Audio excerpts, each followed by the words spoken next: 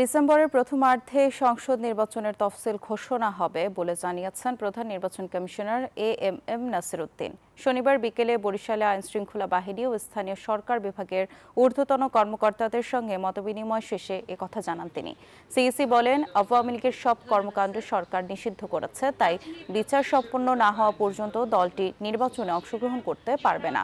নির্বাচন কমিশনের তালিকায় না থাকায় এনসিপিকে শাপলা প্রতীক দেওয়ার সুযোগ নেই বলেও জানান তিনি। নির্বাচনের তফসিল ঘোষণা করতে হবে ফেব্রুয়ারির, যদি প্রথমার্ধে নির্বাচন করতে হয়, যেহেতু আমরা ওইটাই টার্গেট, সুতরাং ডিসেম্বরের প্রথমার্ধে তফসিল হবে।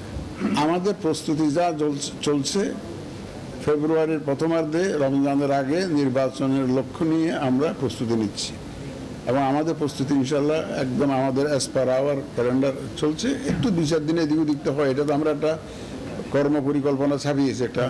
আপনারা আবার রুট ম্যাপ বলেন, তো আমরা তো রুট ম্যাপ বলি না এটা, কারণ রুট ম্যাপ কিসের, এটা আমাদের কর্ম পরিকল্পনা। বান্ডেল থাকলে প্রতি সেনমানিতে টাকা বাঁচবে।